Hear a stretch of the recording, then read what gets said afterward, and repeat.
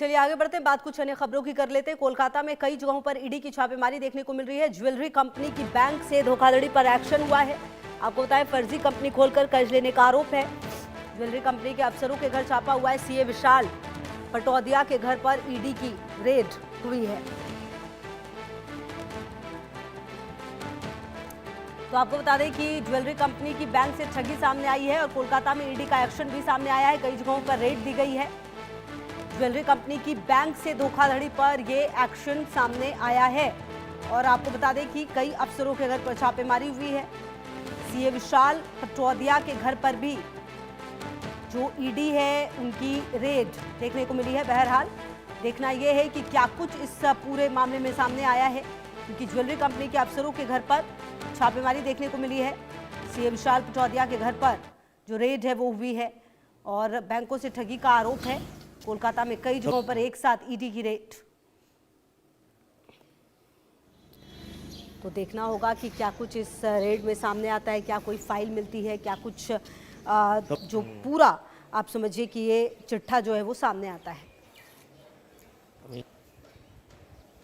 बंगाल में municipal corporation का जो करप्शन केस हुआ था, उसी मामले पर आज कोलकाता का 10 जगह पर एनफोर्समेंट डायरेक्टरेट की तरफ से छापामारी किया जा रहा है। उसमें पश्चिम बंगाल के मंत्री सुजीत बोस का जो ऑफिस, उस ऑफिस में भी आज सुबह से छापामारी चल रहा है, जो कि सॉल्टलेक में स्थित है। सॉल्टलेक का जो बीसी ब्लॉक, उस BC 88 उस जगह पर सुजीत बोस, जो कि West Bengal fire and emergency services का मिनिस्टर है, उनका ऑफिस है। उस ऑफिस में आज सुबह से ही एनफोर्समेंट डायरेक्टरेट का छापामारी चल रहा है। ईडी का सूत्र के हवाले से जो खबर है कि पश्चिम बंगाल का बहुत सारे म्यूनिसिपल कॉर्पोरेशन है जिस जगह पर इलीगल तरीके से रिक्रूटमेंट किया गया था, इलीगल तरीके से नियुक्त किया गया था, उसी मामले पर जब जांच किया जा रहा था, उसी जांच में सुजीत बोस का नाम सामने आया था। 2024 साल का जनवरी महीने पर पहली बार सुजीत बोस के घर में, सुजीत बोस के ऑफिस में छापामारी किया गया था। एनफोर्समेंट डायरेक्टरेट के करीब 14 घंटे तक एनफोर्समेंट डायरेक्टरेट की तरफ से छापामारी किया गया था। सुजीत बोस को पूछताछ भी किया गया था और उसके बाद से लगातार एनफोर्समेंट डायरेक्टरेट की तरफ से इस म्यूनिसिपल कॉर्पोरेशन करप्शन मामले पर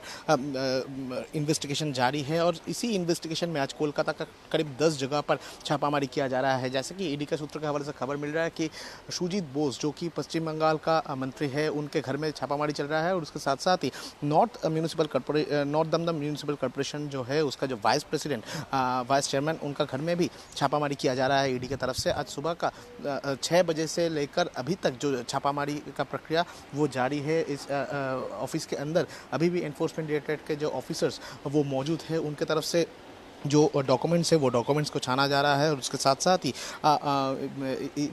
ये सुजीत बोस के साथ और दूसरा किसका कनेक्शन है, जो भी लिंक मिला है, उस लिंक को मिलाने का जो कोशिश वो एनफोर्समेंट डायरेक्टरेट की तरफ से लगातार किया जा रहा है। कोलकाता का 10 जगह पर टोटल ये जो छापामारी का प्रक्रिया वो ईडी की तरफ से किया जा रहा है। कैमरा पर्सन परदेश सिंह के साथ रोनित गुप्ता का रिपोर्ट, इंडिया न्यूज़, कोलकाता। तो देखिए, कोलकाता में जो ईडी का एक्शन है वो हुआ है और कहीं ना कहीं अब देखना ये होगा कि इस पूरे मामले में क्या कुछ और सामने आता है। तो आपको बता दें कि 1200 करोड़ के बैंक फ्रॉड का खुलासा हुआ है। कोलकाता में जो ज्वेलरी कंपनी है और अकाउंटेंट के ईडी पर जो छापेमारी है वो लगातार की गई है। कहा यह जा रहा है कि एजेंसी ने लगभग 1200 करोड़ रुपए की बैंक धोखाधड़ी से जुड़े इस मामले में कई ठिकानों पर एक साथ छापेमारी की। ईडी अधिकारियों ने बताया कि छापा एक ज्वेलरी कंपनी के कथित तौर पर फर्जी लोन हासिल करने के मामले में जाँच से जुड़ी हुई है। वहीं आपको बता दें कि जो ईडी की टीम है उसने ज्वेलरी कंपनी के मालिक, शीर्ष अधिकारियों और कर्मचारियों के आवासों पर भी तलाशी ली। एजेंसी का कहना है इन छापों का मकसद इस धोखाधड़ी से संबंधित महत्वपूर्ण सबूत जुटाना है।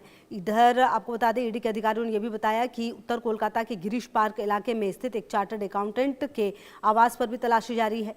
सीए पर आरोप है कि उसने ज्वेलरी कंपनी को फर्जी कंपनियों और दस्तावेजों के जरिए बैंक से लोन हासिल करने में मदद ली। एक वरिष्ठ अधिकारी ने कहा, ये छापे हमारी उन कोशिशों का हिस्सा है जिसके तहत हम वित्तीय अनियमितताओं को खत्म करने और बैंकिंग सिस्टम का दुरुपयोग करने वालों को जवाबदेह ठहराने का प्रयास करते हैं।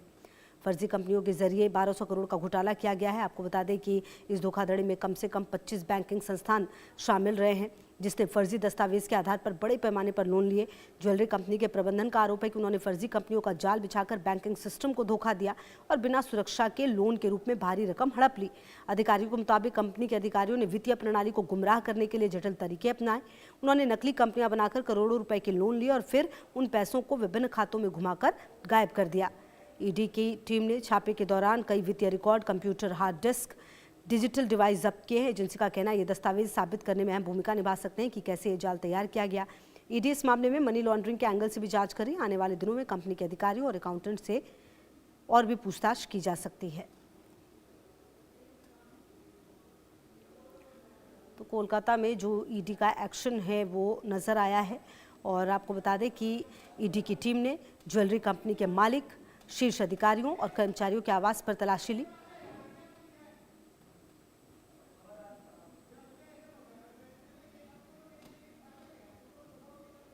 और आपको बता दें कि एजेंसी का कहना है कि इन छापों का मकसद इन धोखाधड़ी से संबंधित महत्वपूर्ण सबूत जुटाना है।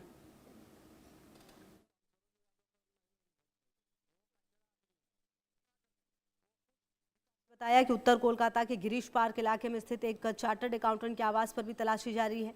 सीए पर आरोप है कि उसने ज्वेलरी कंपनी को फर्जी कंपनियों और दस्तावेजों के जरिए बैंक से लोन हासिल करने में मदद की।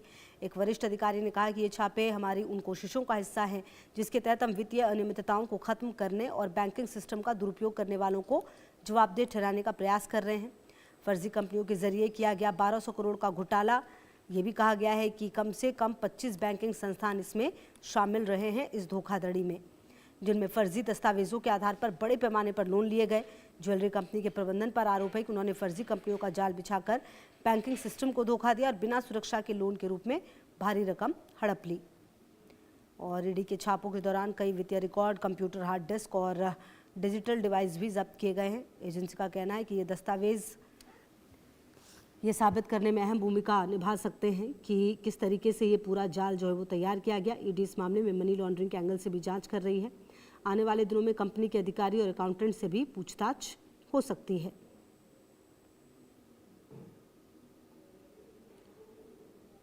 और रैनिक दत्ता हमारे सहयोगी ज्यादा जानकारी के लिए इसी खबर पर हमारे साथ। रैनिक, क्या जानकारी मिल पा रही है, क्योंकि कहा यह जा रहा है कि कई ऐसे लोग हैं जिन पर की पूछताछ तो हो ही रही है। इसके अलावा जानकारी ये भी आ रही है कि कई हार्ड डिस्क जो है वो कंपनी लेकर गई है। इसके अलावा जो वित्तीय रिकॉर्ड है वो भी लेकर गई है। क्या कुछ जानकारी आपके पास? हाँ, देखिए, बहुत सारे डॉक्यूमेंट्स एनफोर्समेंट डायरेक्टरेट की तरफ से जब्त किया गया है। जैसे कि ईडी का सूत्र के हवाले से खबर मिल रहा है कि आज सुबह जो 10 जगह पर छापामारी चल रहा था, उस 10 जगह में छापामारी करते हुए एनफोर्समेंट डायरेक्टरेट के हाथ में बहुत सारे डॉक्यूमेंट्स आए हैं, बहुत सारे हार्ड डिस्क बरामद किया गया है। जैसे कि लेक व्यू अपार्टमेंट जो है, जो कि कोलकाता के टीच रोड में जो स्थित है, उस आवासन में जब छापामारी चल रहा था, उस जगह से बहुत सारे बैंक स्टेटमेंट बरामद किया गया है।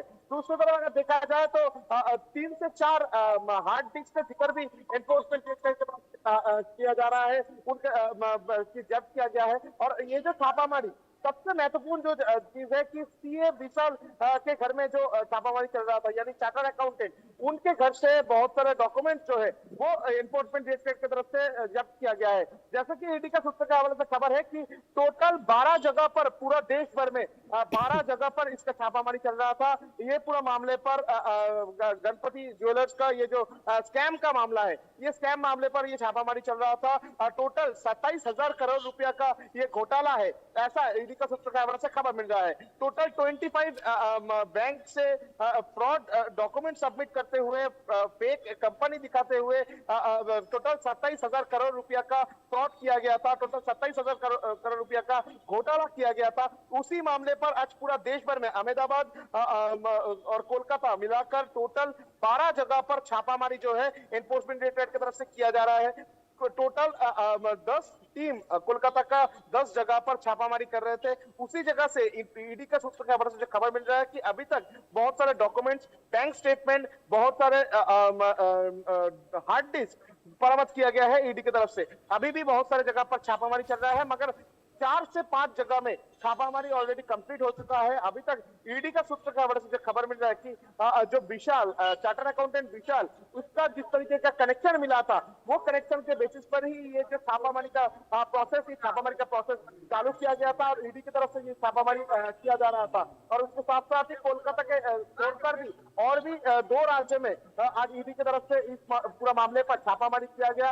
कोलकाता के साथ टोटल 12,000 करोड़ रुपया का ट्रांजैक्शन है और भी 15,000 करोड़ रुपया का ट्रांजैक्शन देश के कोलकाता का बाहर दूसरे राज्य के साथ भी कनेक्शन है। और कुल मिला के पूरा देश भर में टोटल 12 जगह में जो छापामारी चल रहा है, वो लोग एक फेक कंपनी तैयार करके, फेक डॉक्यूमेंट तैयार करके 25 बैंक के माध्यम से 27,000 करोड़ रुपया का लोन बरामद किए थे। उसके बाद उसका मनी लॉन्ड्रिंग किया गया था और इस मनी लॉन्ड्रिंग मामले पर ही हवाला योग है कि नहीं, ये जानने का कोशिश अभी ईडी की तरफ से किया जा रहा है। ईडी का सूत्र तक खबर है कि ये जो 27,000 करोड़ रुपया ये हवाला के माध्यम से कन्वर्ट किया गया था। उस हवाला का कनेक्शन क्या है, ये जानने का कोशिश अभी ईडी की तरफ से फिलहाल किया जा रहा है। और कोलकाता का ये जो 10 जगह पर छापामारी चल रहा था, टोटल देश भर में जो 12 जगह पर छापामारी किया जा रहा था, उसमें से बहुत सारे डॉक्यूमेंट, बैंक स्टेटमेंट, मेनली जो बैंक स्टेटमेंट और उसके साथ साथ ही जो हार्ड डिस्क, वो बरामद किया गया है, ऐसा ईडी का सूत्र से खबर मिल रहा है।